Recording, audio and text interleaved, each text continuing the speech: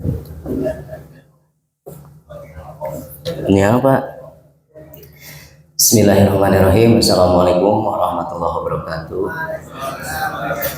Alhamdulillahirabbil alamin wa bihi nasta'in ala umuri waddin wa ala alihi wa sahbihi ajmain. Asyhadu an la ilaha illallah wa asyhadu anna Muhammadar Rasulullah. Rabbi israh li sadri wa yassir li amri wa hlul min lisani yafqahu qawli, amma ba'du. Puji dan syukur marilah kita panjatkan kehadirat Allah Subhanahu wa taala yang mana pada subuh ini kita dapat berkumpul, bersilaturahmi, bertatap muka, kemudian melaksanakan sholat subuh berjamaah. Salawat dan salam semoga tetap tercurah kepada junjungan kita Nabi besar Muhammad Sallallahu Alaihi Wasallam, kepada para keluarganya, kepada para sahabatnya, juga kepada kita umat akhir zaman ini yang senantiasa mengikuti ajaran beliau. Amin amin ya rabbal alamin. Bapak Ibu yang dirahmati Allah Subhanahu wa taala, yang seharusnya berdiri di sini yaitu Pak Didin Nurdin. Cuman kemarin di tempat kerjaan kita tiktokan, jadi bukan tiktokan di medsos juga, tapi di tempat kerja juga tiktokan. Ya akhirnya kita kolaborasi. Jadi hari ini saya yang maju, kemudian ketua kita yang maju menjadi imam, karena kondisinya masih kurang kondisif. Bapak Ibu yang dirahmati Allah Subhanahu wa taala, izinkan pada kesempatan ini saya akan membawakan sebuah judul visi dan misi. Visinya pakai P ya, kalau untuk orang Sunda visi gitu ya. Kalau untuk bahasa Arab berarti pakai F, fa ini mah. Visi dan misi pakai P ya Pak Didik. Sambil ketawa-ketawa nih Pak Didik ya. Apa yang dinamakan visi? Secara sederhana yaitu cita-cita atau target, sebuah target. Kemudian misi yaitu langkah-langkah apa saja yang kita kerjakan sehingga mencapai target tersebut. Sebelum kita menggali apa itu misi dan visi, saya akan bercerita tentang masa lalu saya dari kecil sampai hari ini. Panjang ya, mudah-mudahan panjang. Berarti berapa tahun tuh? Kalaulah Pak Dadang itu dalam berbicara seperti TSM, jadi terstruktur ya, studi kapabilitas gitu. Kemudian sistematis dan masif dan susah untuk diberhentikan, tapi mudah-mudahan saya itu dapat diberhentikan gitu ya, beres gitu. Itulah Pak Dadang, seorang dosen yang luar biasa, tiktokannya ke sini nyambung, ke sana nyambung, ke sini nyambung. Tapi kalau saya mudah-mudahan yang nggak nyambung disambung-sambungkan saja. Baik Bapak-bapak dan Ibu-ibu sekalian, saya lahir di daerah Haji Hasin. Pak Dadang juga tahu mungkin waktu itu Pak Dadang bertempat tinggal di sana juga. Dulu di daerah Haji Hasin itu tepatnya di seputaran Pasteur, banyak sekali lapangan, kemudian kolam, begitu juga ada kolam renang Karang Setrak lah yang sekarang masih ada. Kemudian banyak lagi tempat-tempat yang luar biasa sekali sejuk. Namun pada sekarang ini sudah dibangun dengan berbagai rumah atau sekolah. Nah, kebetulan saya itu bukan seorang atlet, tapi suka terhadap olahraga. Yang paling saya suka yaitu sepak bola. Gitu. Jadi di daerah sana itu, di daerah Haji Hasin, banyak sekali lapang. Dan setiap hari saya hampir main bola tiap hari. Dari pagi, kemudian setelah pulang sekolah, lanjut main bola, sore juga main bola. Cuman malam saja yang nggak main bola. Nah, sampai saya mengikuti berbagai pertandingan, mulai dari yang kecil sampai yang besar. Pertandingan, anggaplah pialanya itu Marmot Cup, Hayam Cup, Hayam Cup. Kemudian sampai ke level yang tertinggi yaitu Domba Cup. Betapa bahagianya saya mengikuti pertandingan tersebut. Nah, namun di sisi lain saya melihat ada bapak-bapak yang suka main pingpong. Waktu itu saya kecil, SD lah, saya coba lihat permainan pingpong itu, permainan tenis meja. Nah dari sana saya merasa tertarik untuk tenis meja, sampai satu ketika saya pinjam bednya, kemudian saya coba main, dan yang muncul itu di meja hanya kepala dan tangan dan bed itu, gitu. Saking kecilnya gitu. Jadi kalau bahasa Sunda itu nengtet apa nongtot ya Pak Mul. Jadi nengtet aja di meja itu. Yang muncul hanya kepala dan bed. Lalu setelah itu saya coba belajar sendiri, ditepuk-tepukanlah bola pingpong itu ke dinding, tak tak tak tak. Dalam hati saya mudah-mudahan tidak jatuh ke lantai gitu. Terus saya terus belajar sendiri. Kemudian lanjut memasuki SMP, saya mengikuti yang namanya ekstrakurikuler, sama saya ikuti tenis meja. Dan dari sana ada yang mengarahkan, yaitu seorang guru untuk memperkenalkan bagaimana teknik-teknik tenis meja. Kemudian beranjak ke sekolah yang berikutnya, sama saya mengikuti tenis meja. Jadi dari melihat yang di sekitar lingkungan akhirnya tertarik sampai menuju satu ketika saya diajak oleh saudara saya, diajak oleh Uwa itu ke Bio Farma untuk melihat pertandingan yang ada di Bio Farma. Betapa luasnya teman-teman Bio Farma, bukan teman-teman karena saya belum masuk bekerja di sana. Betapa luar biasanya bapak-bapak yang ada di sana itu main. Mungkin sekitar 4 meja mainnya itu, ada meja 1, meja 2, meja 3. Lalu saya coba mengamati, begitu luar biasanya mainnya. Nah, singkat cerita, saya ditakdirkan, dinasibkan untuk bekerja di Bio Farma. Lalu saya tetap, karena saya suka tenis meja, dan akhirnya saya masuklah ke perkumpulan tenis meja. Nah, yang menjadi titik tolak atau titik pamul titik ya punten. Jadi awal dari saya masuk ke Bio Farma, saya itu mempunyai visi Pak Didik, mempunyai visi suatu saat saya ingin masuk menjadi atlet Bio Farma, atlet yang ada di kerjaan saya. Nah, dari sana saya coba belajar. Kemudian saya coba mengamati bapak-bapak bagaimana kekurangan dan kelebihannya. Nah, setelah itu saya coba kumpulkan ada berapa orang atau ada berapa bapak-bapak yang jago di sana. Nah, saya coba kumpulkan, ternyata ada 7 orang yang jago di sana itu. Saya coba analisa si bapak ini kekurangannya apa, ketika servisnya seperti apa, kemudian backhandnya seperti apa, lalu spinnya kekuatannya seperti apa. Kemudian bapak-bapak yang lain saya coba analisa kembali. Nah, 7 orang itu saya coba mainkan satu persatu, saya coba lawan. Nah, yang ke-7 sebelum saya melawan ternyata dia pensiun. Jadi alhamdulillah, berarti tinggal kurang 6 nih, gitu. Yang satu pensiun karena mungkin takut ya, jadi langsung pensiun.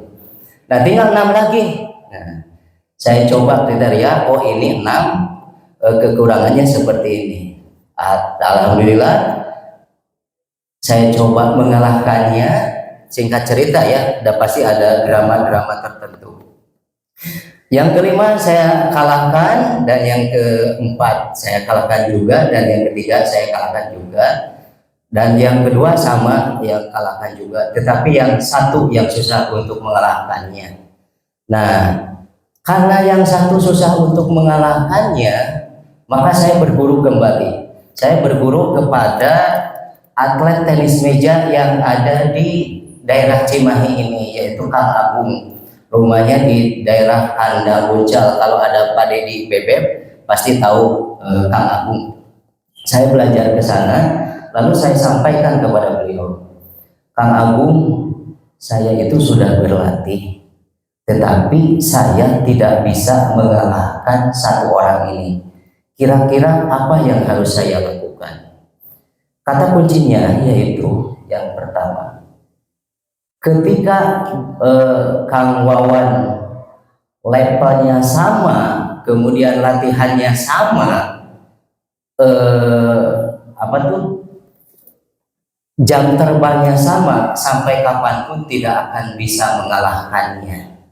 Jadi kalau kita persentase itu 50-50, 70-30 gitu.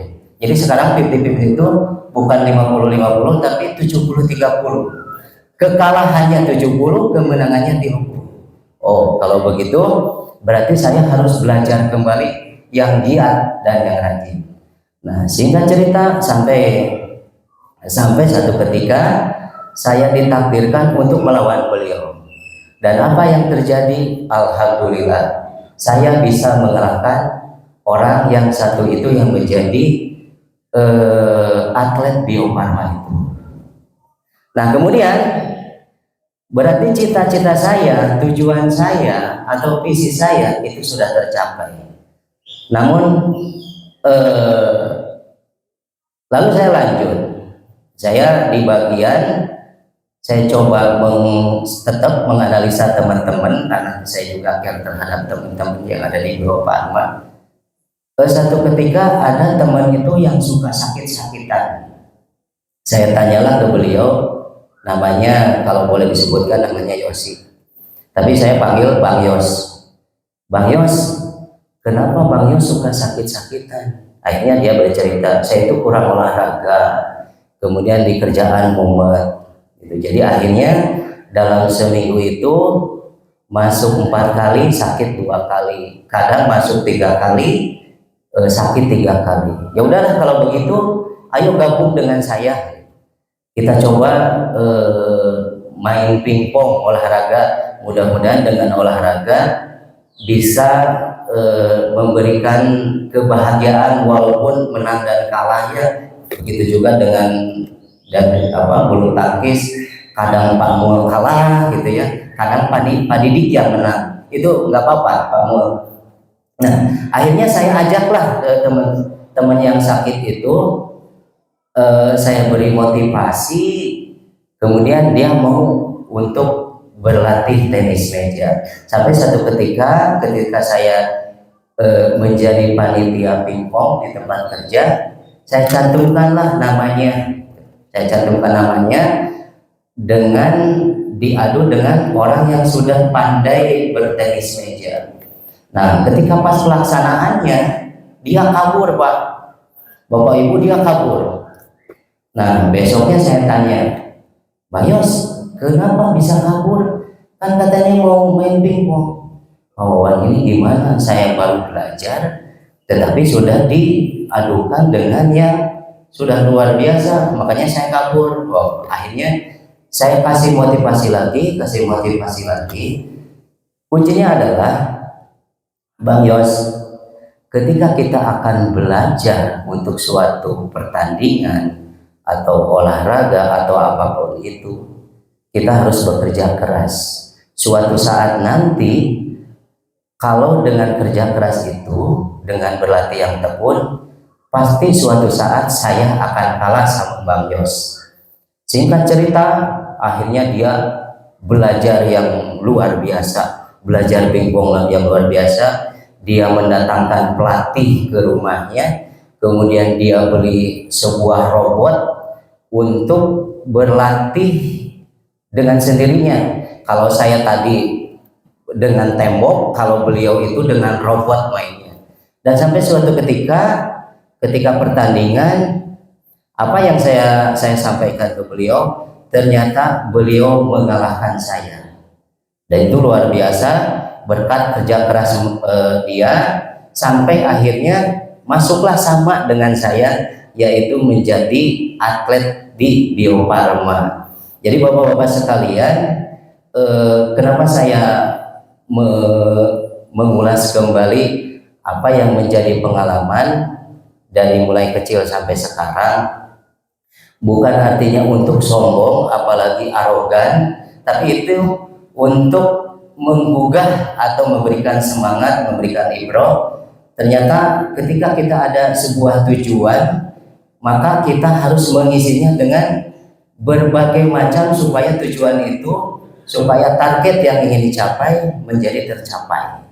Nah, bagaimana dengan Ramadan ini? Ketika di Ramadan ini sudah dicantumkan dalam Al-Quran, ya ayyuhallazina amanu kutiba alaikumusiyam kama kutiba alal ladzina min qablikum la'allakum tattaqun. Nah, jadi kata kuncinya, visinya itu ialah menjadi orang-orang yang bertakwa, begitu. Visinya seperti itu. Lalu apa yang harus kita kerjakan? Ini mah simpel-simpel saja. Kalau penceramah lain dengan berbagai kata-kata dengan yang luar biasa, kita mah tinggal simpelkan aja. Berarti apa yang harus kita kerjakan? Yang pertama, ketika kita melaksanakan sholat betul, kita melaksanakan sholat tarawih, kita itu harus khusyuk. Kemudian kita harus sabar, dan yang ketiga kita harus ikhlas. Karena apa? Boleh jadi di dalam hati kita ada sebuah kata-kata, aduh si bapak eta pasti bacaan teh lama gitu, pasti bacaan teh anu panjang-panjang. Nah, boleh jadi kita tuh seperti itu, padahal belum tentu pendek bacaan si bapak itu, gitu ya. Jadi jangan dulu suuzon, tetapi kita harus sabar dan ikhlas, saling mengingatkan gitu. Ketika ada seperti tadi nih, seperti tadi ketika ada imam yang lupa, kita ingatkan gitu. Kemudian ketika ada bacaan yang lupa, sama kita ingatkan. Ketika ada gerakan yang lupa, kita sama ingatkan. Coba bayangkan kalau kita sebagai makmum tidak khusyuk marawun, ketika imam lupa, kita juga santai saja karena tunduk gitu. Jadi kita harus saling mengingatkan. Itu yang pertama. Kemudian yang kedua, tadarusan atau ngaji sendiri untuk mencapai target hatam. Nah, dari sana itu kita jangan hatam saja, tetapi bagaimana belajar makhraj hurufnya, bagaimana belajar tajwidnya, sehingga untuk mencapai target tersebut kita menjadi lebih baik dan lebih baik. Kalau misalnya Ramadan ini 1 bulan beres ngajinya 30 juz, maka tambah lagi gitu ya, dengan anggaplah 1 ayat minimal melebihi dari 30 juz itu gitu ya. Ataupun kalau mau menjadi 30 juz kemudian tambah lagi, jadi dalam sebulan itu hatam 2 kali. Kemudian dari sisi zakat, tambahkan lagi dengan infak dan sedekah yang lebih banyak lagi, atau ditambahkan lagi dengan zakat mal gitu, kalau yang sudah sesuai dengan kemampuan dan nilai-nilainya yang sudah masuk dalam syarat-syarat tertentu. Jadi ketika kita ada cancel, tambah lagi, yang biasanya 2.000 tambah 2.500, yang biasanya 2.500 tambah lagi 5.000. Nah, ketika ada di dompet itu 50 dengan 100, nah itu yang jadi bingung. Maka pokoknya yang terbaik, apakah itu 100, asal jangan memasukkan STNK atau BPKB, itu bahaya gitu. Jadi lupa nih, kita bawa STNK, masukinlah ke kenceleng gitu. Jangan sampai seperti itu. Nanti ripuh nih petugas, karena setelah dihitung-hitung ini pecahan-pecahan ini kok ini ada STNK, dan jangan sampai gitu. Itu memusingkan para petugas. Itu mungkin bapak-bapak sekalian, ibu-ibu sekalian, mudah-mudahan ada guna dan manfaatnya, tidak terstruktur, tidak sistematis, dan tidak masif, tapi mudah-mudahan ada semangat, ada ibroh, ada giroh. Apa yang menjadi pengalaman saya, mudah-mudahan menjadi pengalaman yang bisa menjadi contoh buat bapak-bapak. Bagi bapak-bapak atau ibu-ibu yang mau belajar tenis meja, mangga ditunggu. Kemudian bagi bapak-bapak yang ingin belajar bulu tangkis, nah untuk bulu tangkis saya itu sebetulnya tidak belajar Pak Mul, meskipun mengalahkan Pak Mul ya, tapi saya itu tidak belajar gitu, tidak seperti tenis meja, apalagi Pak Didik gampang gitu malah. Jadi bukan semacam pini, pidi, pici, Pak Widi ke sini Pak Widi pakai peci, bukan seperti itu. Tapi dari target itu kita belajar dan akhirnya target tercapai. Demikian, mohon maaf apabila ada banyak kekurangan dan kelebihannya, kami mohon maaf. Wassalamualaikum warahmatullahi wabarakatuh.